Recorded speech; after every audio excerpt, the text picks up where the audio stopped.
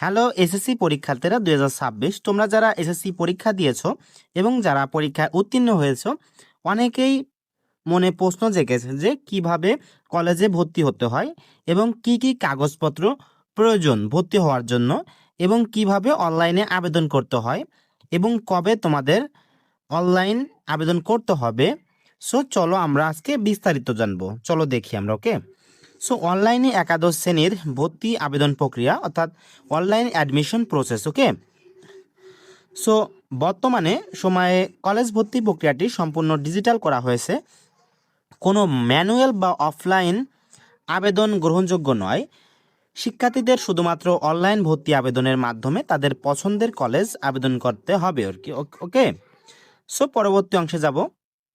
আবেদনের ধাপসমূহ: 1, প্রথমে আপনাকে নির্ধারিত ভর্তি আবেদন ফি অর্থাৎ এইচএসসি অ্যাডমিশন ফি জমা দিতে হবে।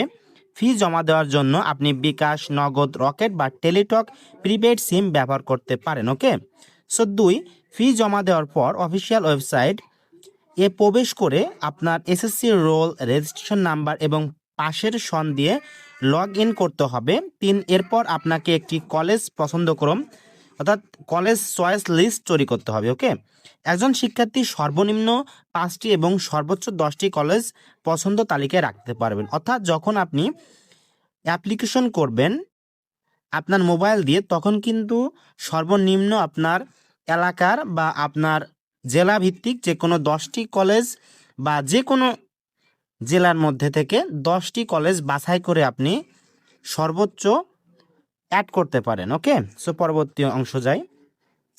টিপস: আপনার জিপিএ অনুযায়ী কলেজের সংখ্যা এবং বিগত বছরের কাটমার্ক বিশ্লেষণ করে পছন্দক্রম সাজানো বুদ্ধিমানের কাজ হবে। অর্থাৎ যদি আপনার রেজাল্ট বেশি হয় 4 পয়েন্টের উপরে, আপনি কিন্তু অফকোর্স একটি সরকারি কলেজে চান্স পেয়ে যাবেন। কিন্তু যদি 4 পয়েন্টের নিচে হয় সেক্ষেত্রে একটু নিম্নমানের কলেজ বাছাই করা মানে একটি ভালো। ওকে, সো পরবর্তীতে যাই। জিপিএ যোগ্যতা ও কোঠা পদ্ধতি। ওকে, জিপিএ যোগ্যতা: যে কোনো কলেজে আবেদনের জন্য নির্দিষ্ট একটি ন্যূনতম জিপিএ প্রয়োজন হয়। শিক্ষা বোর্ড কর্তৃক নির্ধারিত বিজ্ঞান, মানবিক ও ব্যবসা শিক্ষার জন্য আলাদা জিপিএ নির্ধারণ করা হয়েছে। দেশের শীর্ষস্থানীয় কলেজগুলোতে ভর্তির ক্ষেত্রে সাধারণত জিপিএ 5 অগ্রাধিকার পেয়ে থাকে। ওকে, শুধুমাত্র ভালো কলেজগুলোতে, যেমন ঢাকায় আছে অনেক রেসিডেন্সিয়াল বা মাইলস্টেশন college like any others college. Okay, so কোঠা পদ্ধতি: মেধা তালিকার পাশাপাশি ভর্তির ক্ষেত্রে বিশেষ কোঠা পদ্ধতি অনুসরণ করা হয়। এর মধ্যে রয়েছে মুক্তিযুদ্ধ কোঠা, শিক্ষা মন্ত্রণালয় ও বোর্ডের কর্মকর্তা কর্মচারী কোঠা, বিকেএসপি ও প্রবাসী কোঠা। দেন এরপরে আছে প্রতিবন্ধী কোঠা। ওকে, সো এর মধ্যে থেকে তোমরা যদি কোনো একটি থাকে তাহলে তুমি অবশ্যই মানে তুমি অ্যাড করলে আরো ভালো কলেজে চান্স পাওয়ার অগ্রাধিকার পেয়ে যাবে। ওকে, সো পরবর্তী দেখি ফলাফল, মেধা তালিকা ও একাদশ শ্রেণীর মেধাক্রম। ওকে, আবেদন প্রক্রিয়া শেষ হওয়ার পর কয়েকটি ধাপে ভর্তি বিজ্ঞপ্তি অনুযায়ী ফল প্রকাশ করা হয়। প্রথম মেধা মানে 3টা মেধাক্রমে, মানে যদি প্রথমবার তোমরা চয়েসে না পাও কলেজগুলোতে, সো পরবর্তীতে বা তারপরে মোট 3বার সুযোগ পাবে আবেদন করার। ওকে, সো প্রথম মেধা তালিকা, প্রথম পর্যায়ের আবেদনের পর প্রথম মেধা তালিকা প্রকাশ করা হবে। ভর্তি নিশ্চয়ন: মেধা তালিকায় আপনার নাম আসলে নির্দিষ্ট সময়ের মধ্যে 335 টাকা বোর্ড নির্ধারিত ফি জমা দিয়ে ভর্তি নিশ্চয়ন করতে হবে।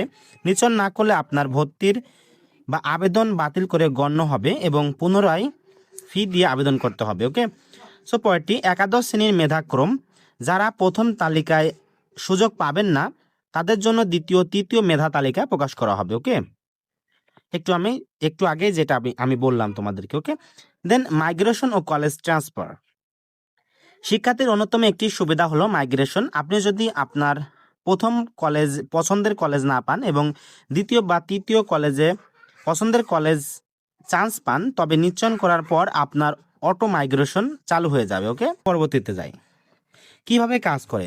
যদি আপনার উপরের দিকের কোনো কলেজে আসন ফাঁকা হয় তবে স্বয়ংক্রিয়ভাবে আপনার কলেজ পরিবর্তন হয়ে উপরের দিকের কলেজে চলে আসবে। সিস্টেমটা দেখো। ওকে, আমি যা বললাম তাই। কলেজের ট্রান্সফার: ভর্তির ক্লাস শুরুর পর বিশেষ কোনো কারণে যেমন অভিভাবকের বদলি বা যাতায়াত সমস্যা, বোর্ড কর্তৃক নির্ধারিত নিয়মে ম্যানুয়ালি কলেজ ট্রান্সফার বা টিসি নেওয়ার সুযোগও রয়েছে। ওকে, সো পরবর্তীতে যাই আমরা। আবেদনের সময়সূচি ও গুরুত্বপূর্ণ দিক নির্দেশনা। শিক্ষা বোর্ড কর্তৃক প্রকাশিত এইচএসসি অ্যাডমিশন সার্কুলার 2026-এ আবেদনের সকল গুরুত্বপূর্ণ তারিখ উল্লেখ করা হয়েছে। সো আমরা পরবর্তীগুলো দেখি। আবেদন শুরু। এসএসসির ফলাফল প্রকাশের কিছুদিনের মধ্যে অনলাইনে আবেদন শুরু হয়। ক্লাস শুরু সাধারণত জুলাই আগস্টের মাসের দিকেই একাদশ শ্রেণীর ক্লাস আনুষ্ঠানিকভাবে শুরু হয়। সঠিক সময়সূচি জানতে অফিসিয়াল এই আমি তোমাকে বলে দেবো, অবশ্যই চ্যানেলটি সাবস্ক্রাইব করে যাবে।